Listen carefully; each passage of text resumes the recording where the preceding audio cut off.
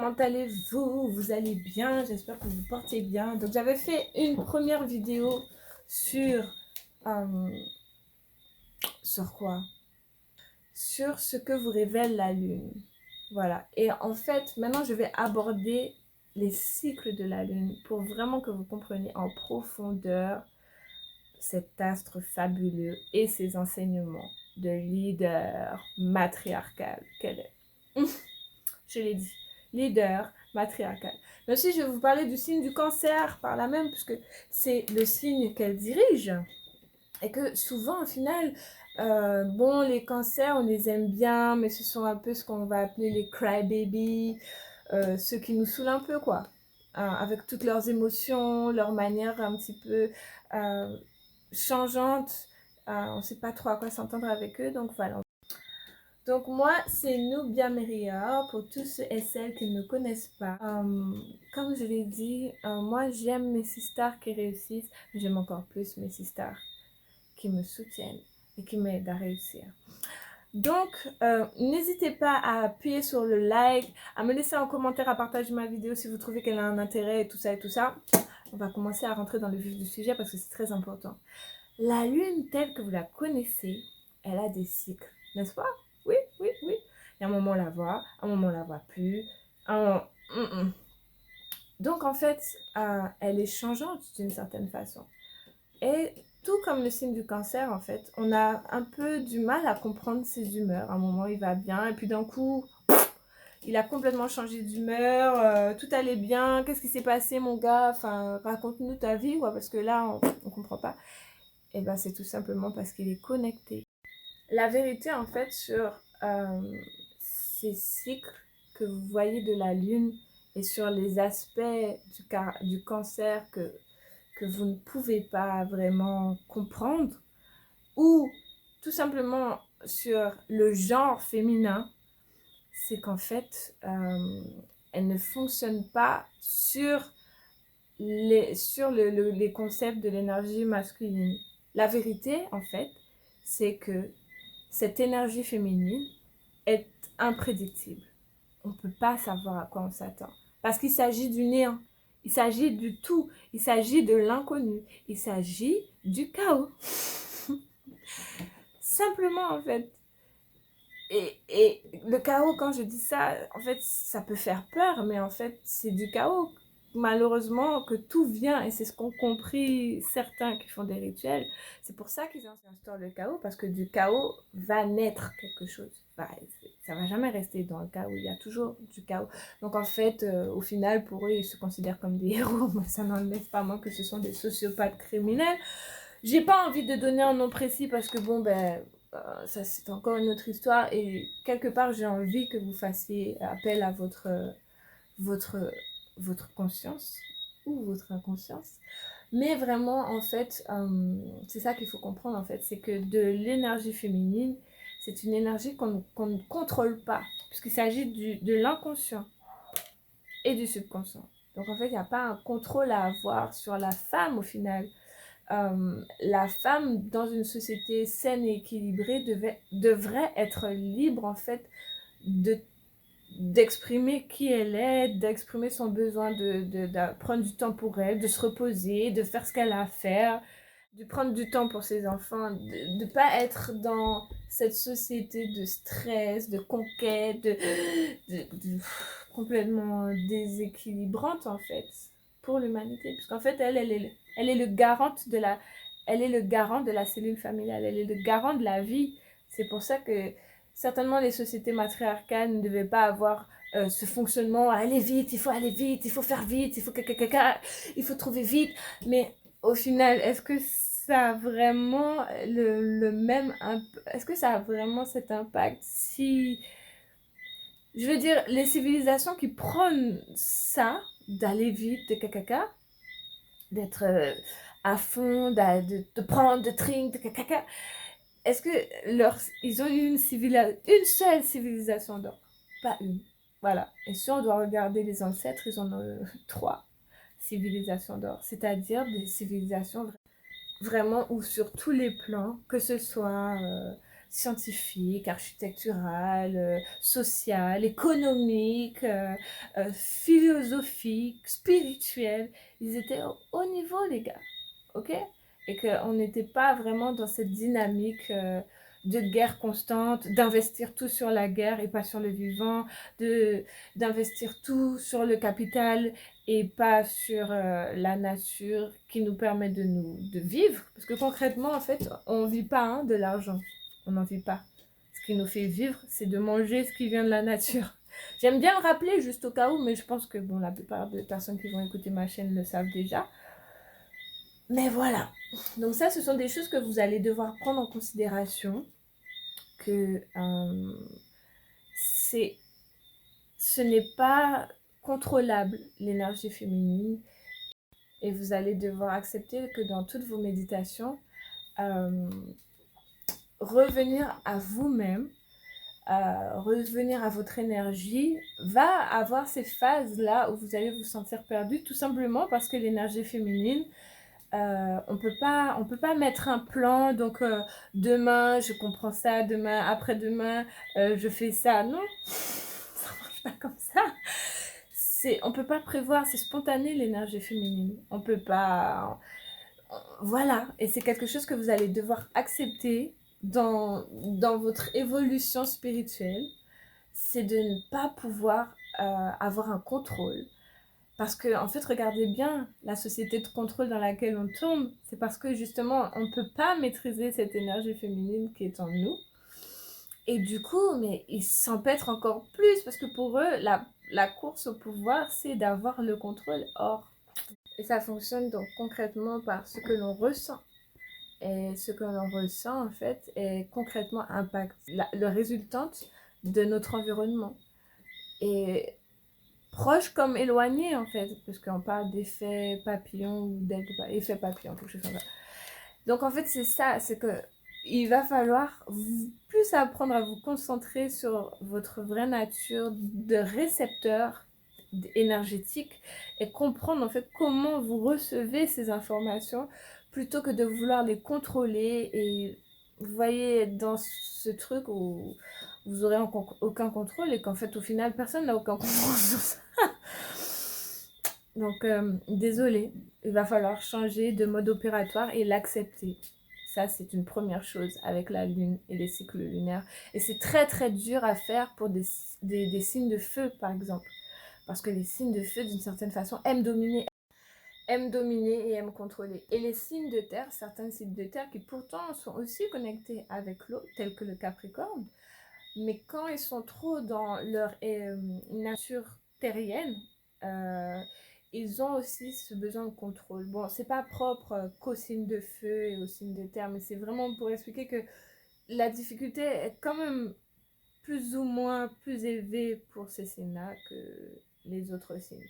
Voilà, bon, le signe d'air, bon, les signes d'air en général sont des signes qui sont plus fluides, donc ça veut pas dire, par exemple, le Gémeaux, qui est très connecté à Mercure, trop aller dans les émotions, oh là là, c'est pas trop son truc, quoi. Pas trop.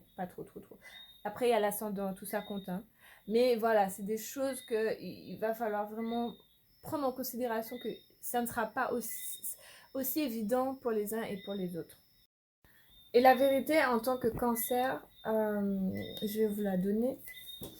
Je pense que l'un des signes que l'on minimise le plus dans cette société, c'est le signe du cancer. Parce que, d'une certaine façon, on va dire que c'est un petit peu... c'est bon, quoi. Les signes du cancer, ce sont ils sont là pour pleurnicher. Et un petit peu, voilà. La vérité, en fait, c'est que, en tant que signe du cancer, de mon expérience personnelle, en fait, je suis quelqu'un juste de très sensible, en fait. Et je ressens mes émotions avec une amplitude que peut-être d'autres ne ressentent pas. Par exemple, un Gémeaux est très sensible, capte beaucoup les choses, mais il n'a pas vraiment envie de rentrer dans ses émotions. Je viens de le dire, hein, mais je le renforce. Parce que justement, mon géniteur était Gémeaux et c'est quelqu'un qui, je trouvais très très fin dans sa compréhension des choses, dans sa façon de comprendre, de cerner une personne sans vraiment la connaître ou s'y intéresser. Parce qu'il avait ce truc-là, en fait, de ressentir les énergies sans, euh, sans, sans peut-être l'intégrer en lui. Chose que moi, je vais faire en tant que Sindo, je vais vraiment intégrer. Donc, limite, en fait, je fais une sorte de nettoyage énergétique de base. C'est pour ça que en évoluant et en prenant conscience de ma vraie nature d'empathe, il m'a vraiment fallu apprendre à mettre des barrières saines avec certaines personnes qui ne se considèrent pas comme toxiques, mais en tout cas qui le sont pour moi ou qui vont malheureusement révéler des aspects toxiques en moi. Et un cas comme dans l'autre, quand moi je fais ce travail de me détoxifier, ben, je ne peux pas me permettre en fait de continuer à fréquenter cette personne puisque soit elle ne respecte pas mon espace, parce que oui, ce qui est vrai en fait aussi avec le cancer, c'est qu'on se sent très confortable avec le cancer.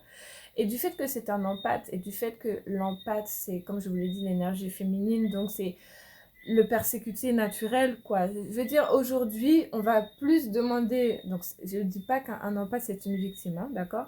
Mais on va plus demander à une victime de faire la preuve que son bourreau l'a persécuté, plutôt qu'à un bourreau de faire la preuve qu'il n'a pas persécuté une victime. Vous voyez ce que je veux dire? Vous voyez comment les choses sont inversées, comment ça n'a plus de sens dans...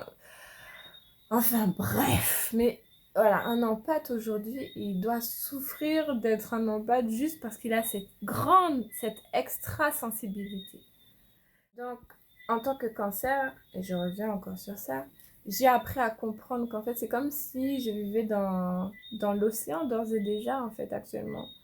Et que je croisais différents poissons, thons, sardines, baleines et compagnie.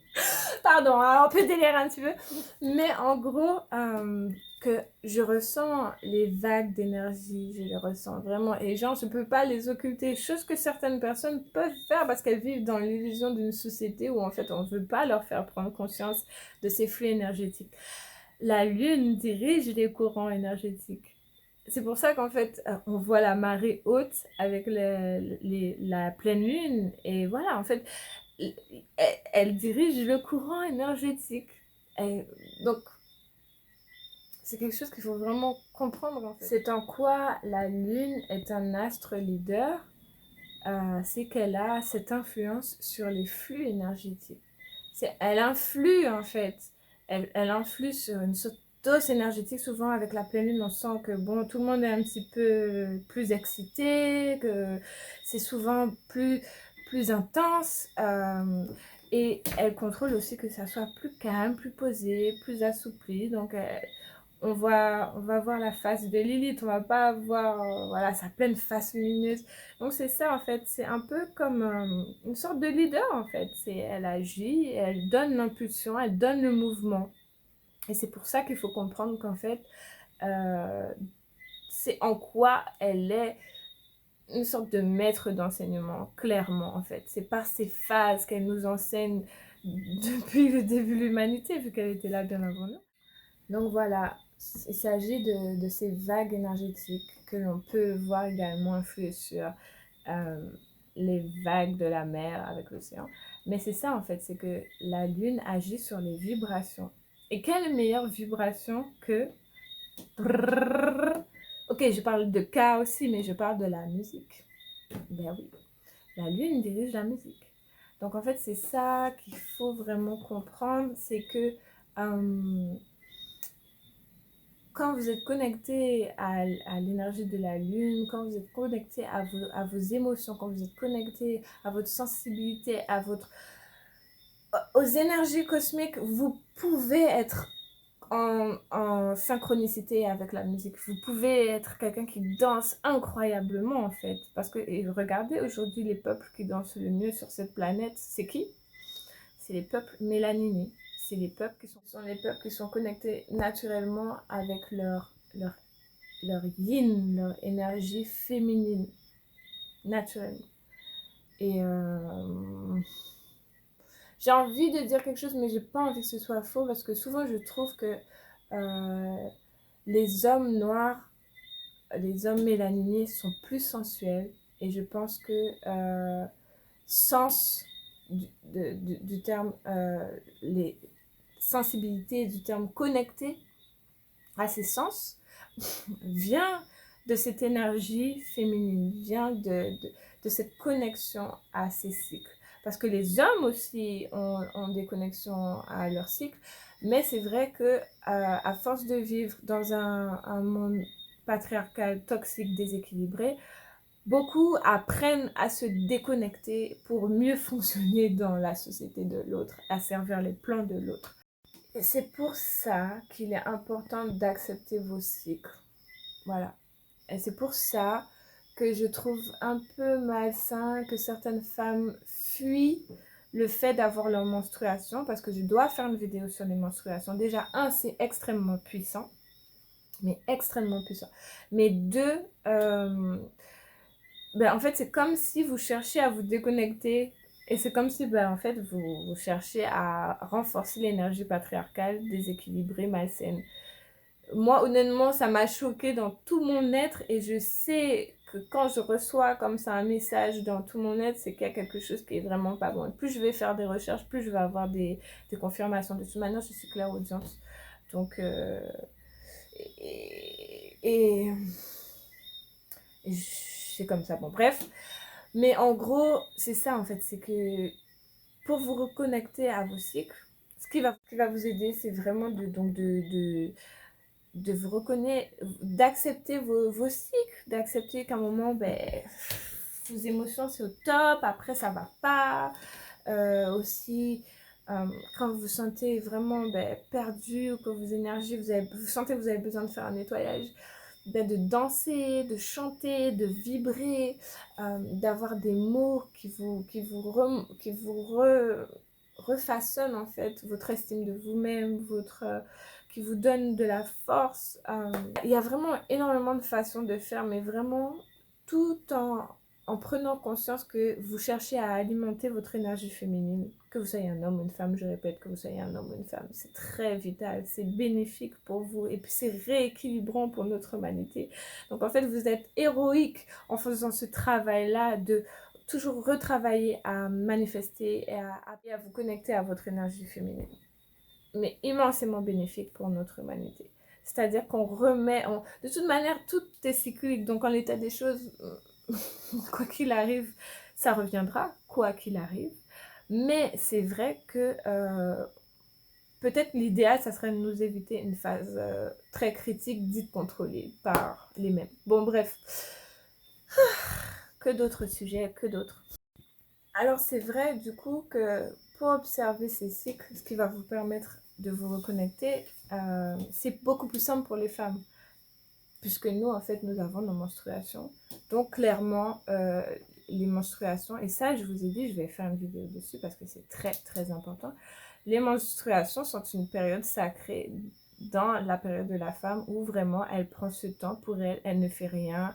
Non, c'est pas le moment de faire quoi que ce soit. C'est vraiment où elle prend un temps pour elle, enfin dans une société saine, hein, on va dire ça, pas mal saine dans laquelle nous vivons. Et en gros, elle est dans son cycle où voilà. Pour un homme, bon, donc du coup, ça sera peut-être plus compliqué, mais au final, pas vraiment. Ça va juste demander de vraiment être plus connecté à soi. Et ce qui va vous aider à le faire, c'est la méditation, le yoga, des exercices de respiration. Prendre du temps dans la nature, voilà, prendre du temps pour soi. Toutes ces choses-là, en fait, faire de la musique, être créatif. Il y a tellement de façons de vraiment vous donner ce potentiel-là de vous reconnecter à cette énergie féminine. J'ai vraiment compris que quand j'essayais d'aller à contre-courant, c'est-à-dire de forcer mes cycles, par exemple de travailler durant mes menstruations, ou je sais pas en fait, à un moment donné, énergétiquement parlant, je sens que plus j'essaie de faire quelque chose et moins c'est possible de le faire, et ben j'insiste pas, je reçois le message en fait. Parce qu'à un moment donné, c'est comme ça. Et souvent, je remarque, ah, tiens, Mercure rétrograde, ah, tiens, Vénus rétrograde, ah, tiens, Pluton rétrograde. Des choses où, en fait, si vous vraiment, vous vous mettez en synchronicité avec toutes ces vagues énergétiques qui, au final, sont plus faciles à percevoir que vous ne le pensez, ben, tout sera simplifié de ma perspective. Mais qui suis-je? Donc voilà, ça ce sont vraiment des choses, des enseignements incroyables que vous allez apprendre grâce à ce maître d'enseignement qu'est la Lune. Il y a d'autres maîtres d'enseignement, c'est pour ça qu'on en parlera également dans d'autres vidéos, dont Vénus, sous laquelle nous sommes clairement sous influence cette année, comme de nombreuses autres années. Mais voilà, et ainsi va. Maintenant, je vais vraiment me concentrer sur les cycles de la Lune, de façon à ce que vous compreniez l'énergie. C'est-à-dire que vous n'avez même pas besoin de mon guide pour apercevoir les cycles de la Lune. On est d'accord? Moi, en fait, le guide, c'est vraiment pour approfondir, on va dire, les énergies. Et encore ça a été déterminé par l'homme. Et au final, c'est plus comme une sorte de cahier d'exercice, hein, concrètement. Mais c'est quelque chose qui était beaucoup plus simple à comprendre de par nos ancêtres. On observait la Lune, on voyait ses cycles. Il suffisait que on aperçoive un petit croissant, qu'on aperçoive plus du tout, qu'on aperçoive la Lune entière. Et on ressentait cette énergie. À force d'observation de la Lune et la compréhension vraiment de ses cycles, les ancêtres ont pu déterminer que donc, quand nous sommes dans la phase de la nouvelle Lune, c'est-à-dire ces deux fins petits croissants avant et après, mais surtout la nouvelle Lune, c'est-à-dire qu'on ne la voit plus du tout, c'est vraiment un moment qui est très bénéfique pour purifier, pour amener des grands nettoyages, tout ce qu'on ne veut plus, hop, on s'en débarrasse.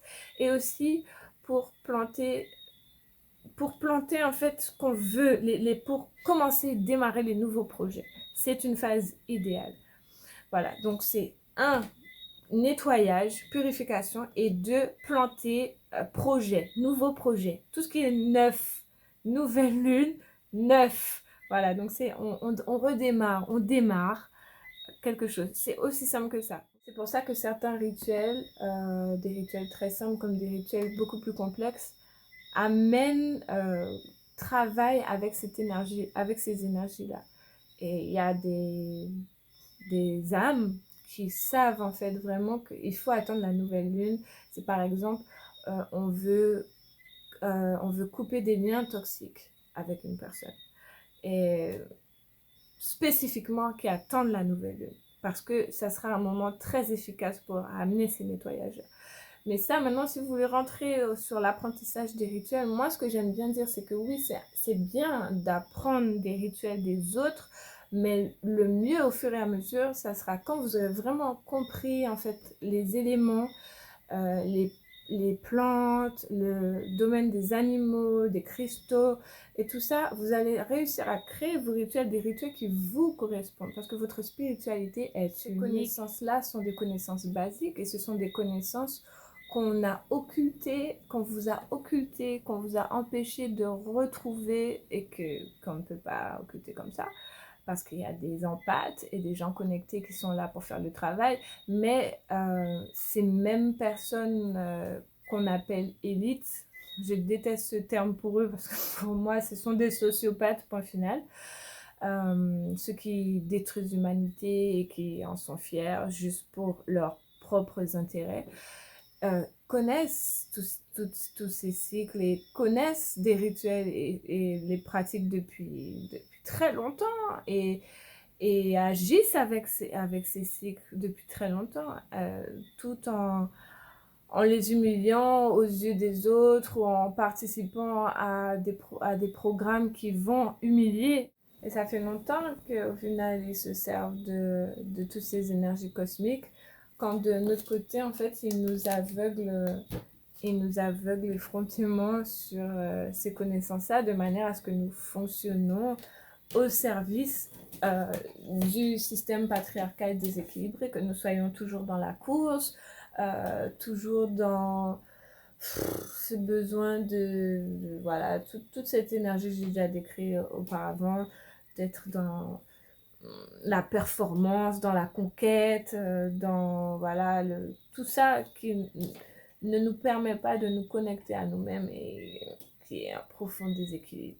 Bref. Aussi, l'avantage de la nouvelle lune. Attendez, il a des bambos class. L'avantage de la nouvelle lune, c'est vraiment que elle va vous permettre d'exercer votre énergie.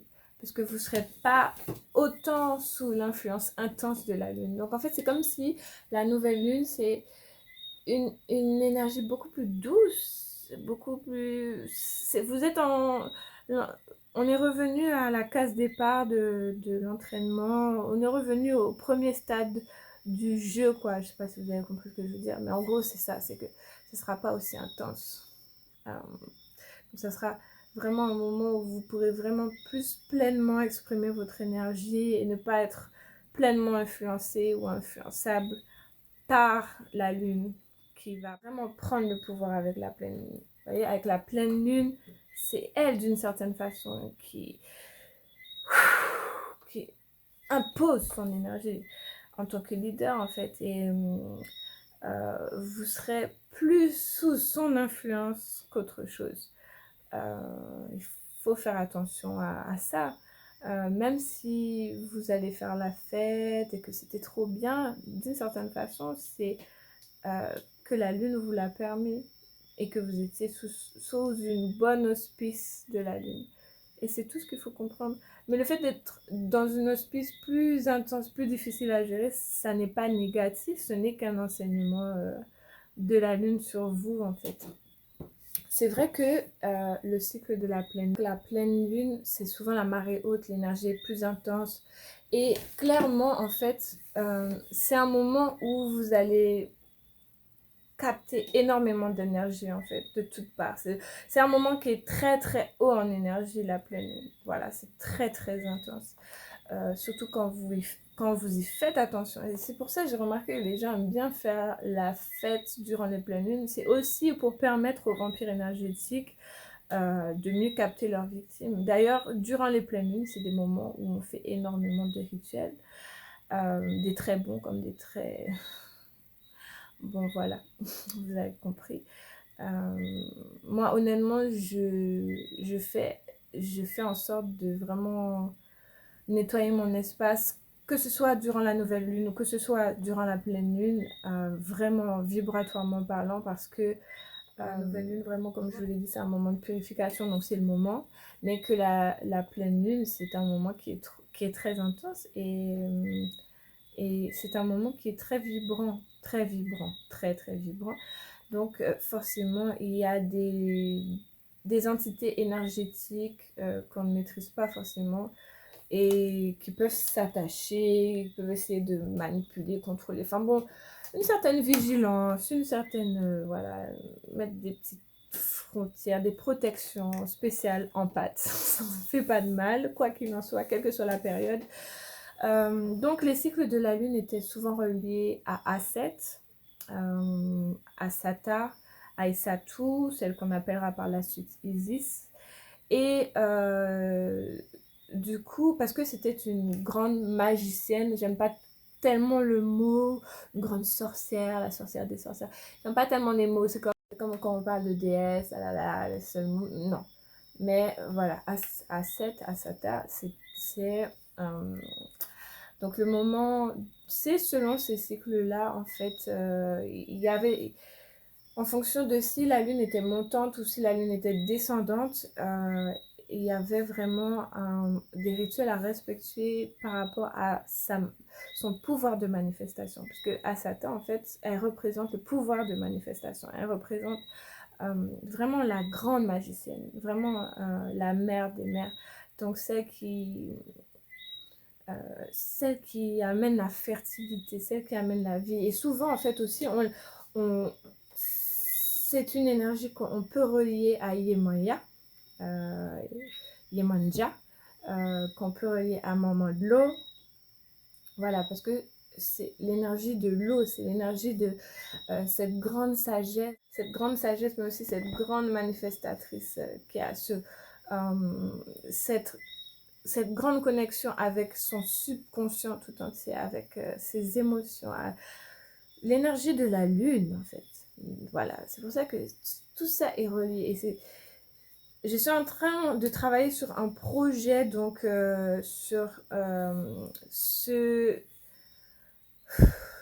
féminin inconnu, tout ce qu'on appelle de dark goddess, tout ce qu'on appelle l'énergie noire, l'énergie sombre, l'énergie de l'inconnu, l'énergie du chaos, mais avec l'énergie féminine en fait, tout ce qui représente l'énergie féminine. Bien entendu, les quartiers de lune comptent, que ce soit donc le premier quartier qui va vraiment aller vers la pleine lune, donc ça sera un signe où déjà de l'annonce de la pleine lune qui arrive et que le grand moment énergétique va se manifester. Ce moment où vous allez être une grande antenne énergétique et qu'il va vous falloir vraiment être à l'écoute de ce que vous allez ressentir, mais aussi le dernier quartier de lune qui vous annonce la nouvelle lune et qui aussi est un signe que voilà, bon, ben, les choses sont en train de retourner à la phase où vous devez vous préparer à renouveler vos rituels. Voilà. Donc en fait, la lune est un exemple par excellence que vous devez avoir des rituels et que c'est quelque chose qui doit se reproduire et se reproduire. Tout comme les cycles de la lune qui se répètent et se répètent, et bien nos rituels en fait, ils doivent être constants en fait, sinon ça ne serait pas des rituels. Un rituel en fait, c'est un rituel parce qu'il y a cette répétition dans le temps. C'est comme le concept d'une coutume, c'est parce que on a reproduit cette chose ou cette manière de faire ou cette manière voilà, dans le temps et ça en fait une coutume. Donc en fait c'est ça le rituel, c'est qu'on le solidifie dans le temps. Donc en fait c'est un rendez-vous avec vous-même. C'est pour ça, c'est tout l'intérêt de mon guide. C'est un rendez-vous avec vous-même sur les cycles de la lune, puisque c'est le leader même de l'énergie féminine. C'est celle qui vous guide à comprendre votre énergie féminine. Donc vous avez compris, ce mystère-là est plus que sacré en fait. Il est plus que entier, il est plus que puissant. C'est pour ça que vous devez absolument l'intégrer dans votre vie si vous souhaitez retrouver votre plein potentiel, vous reconnecter à vous-même. Donc bien entendu,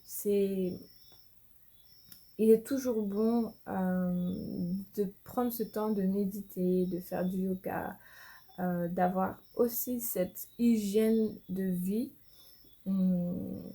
de danser, d'avoir des cycles créatifs, d'avoir des cycles où vous ne serez pas créatif, voilà, d'accepter vos flots énergétiques, d'avoir des cycles où vous avez envie, des cycles où vous n'avez pas envie, des cycles où vous faites, des cycles où vous ne faites rien, et d'accepter que vous ne fassiez rien et de ne pas culpabiliser pour ça, surtout vous, mesdames, n'est-ce pas? Parce que moi, j'ai beaucoup culpabilisé en fait de ne rien faire et de prendre ce temps-là pour moi et de faire les choix pour moi. Je ne sais pas si vous savez, mais j'ai écrit ce livre également, Amour minéral, que vous pouvez retrouver sur ma boutique. Il me semble que j'en ai 5 encore. J'ai 5 livres, quelque chose comme ça.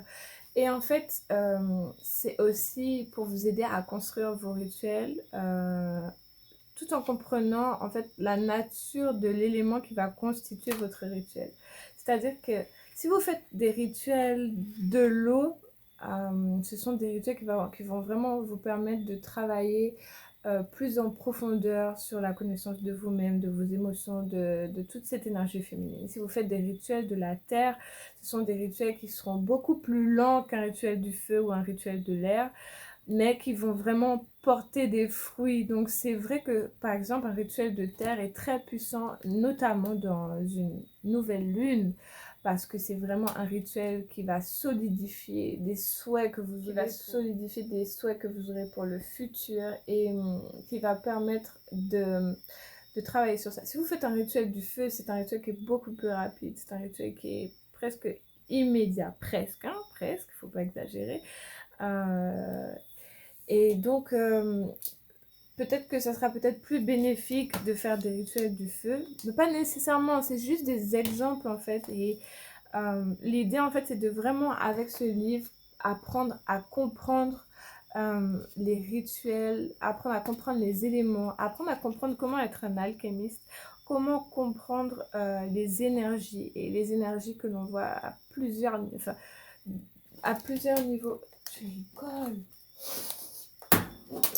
À plusieurs niveaux. Donc voilà. Et il n'est pas mort.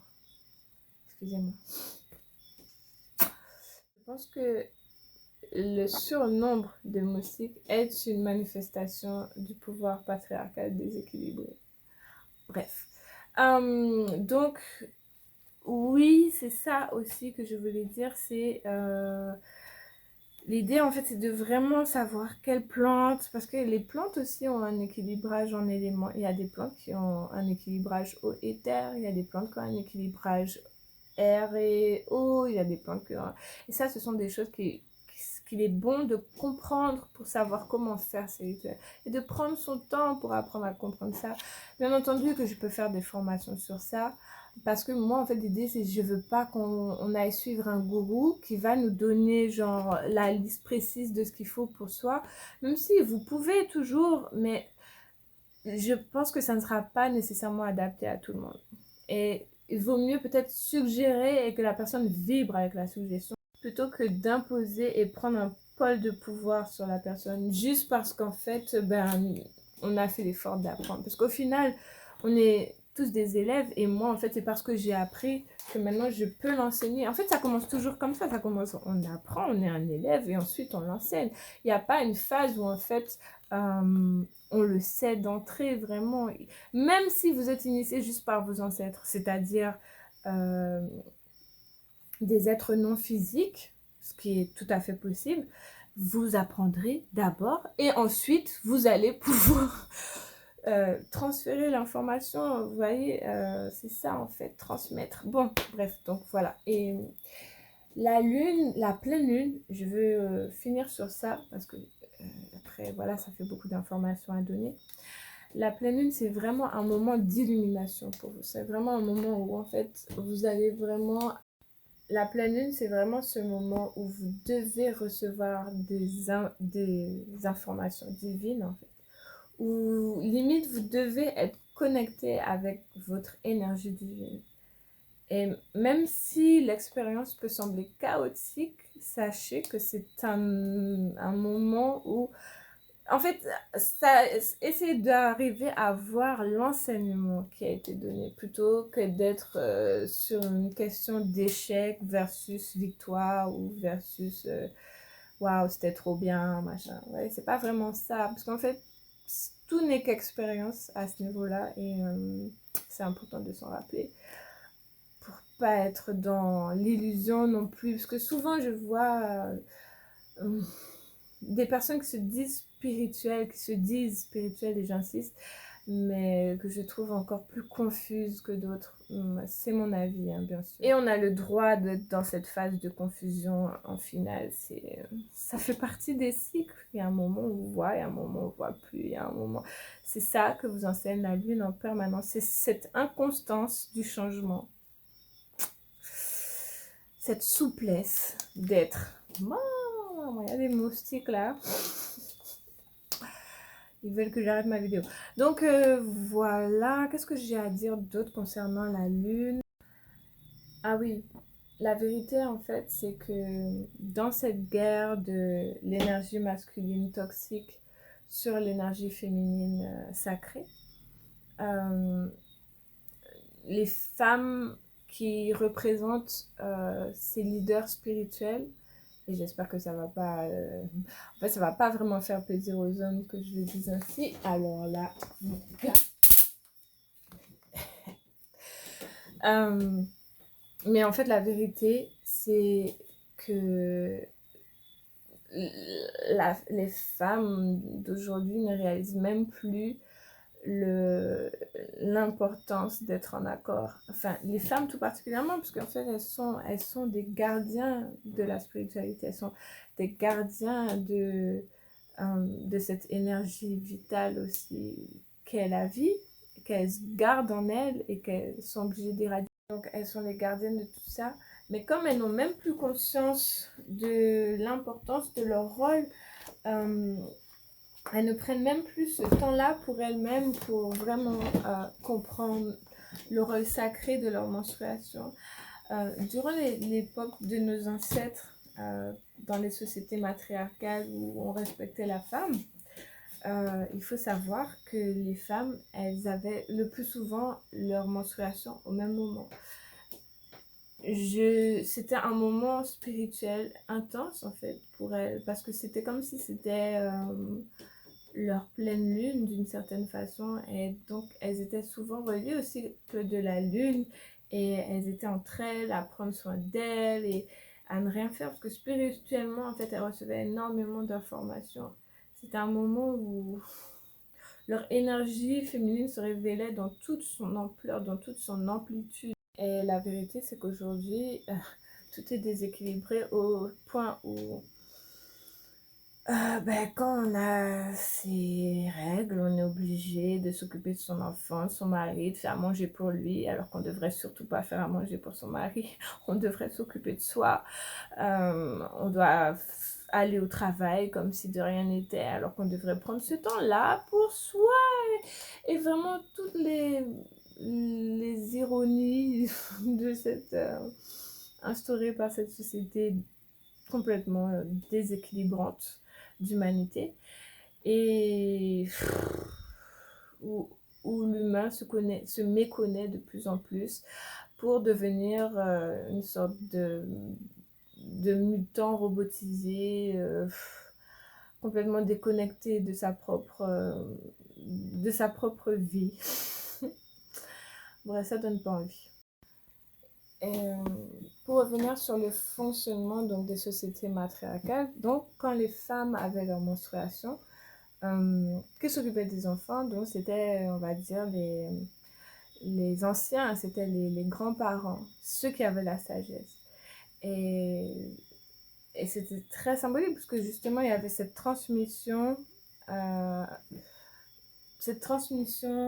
qui se faisait. Et ensuite, quand elles revenaient, les femmes, elles avaient eu leurs illuminations, elles avaient reçu leur message, et donc elles ramenaient ces informations, tout ce qu'elles avaient reçu, du fait qu'elles avaient pu prendre ce temps pour elles, pour se remettre en forme, se reconnecter à elles-mêmes dans leur cycle sacré, dans leur cycle aujourd'hui dit sacrificiel, qui d'une certaine façon est douloureux.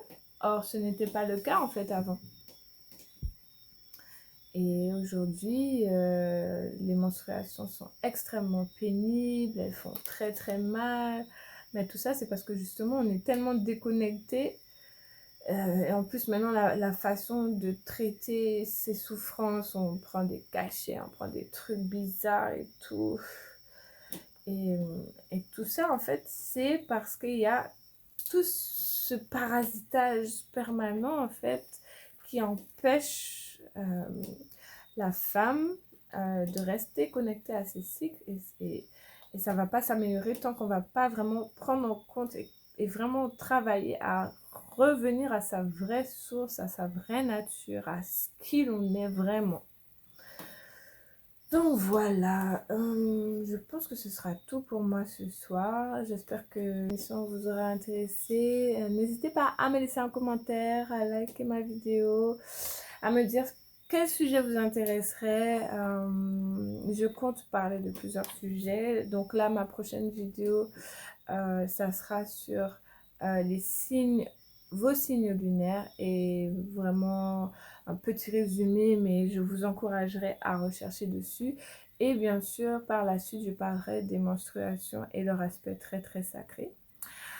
Donc voilà, écoutez, en attendant de faire des vidéos sur ce féminin sacré fabuleux que j'admire, que j'honore et que j'adore, prenez soin de vous, un coup de Jacineb. vie, prospérité et santé. Haché.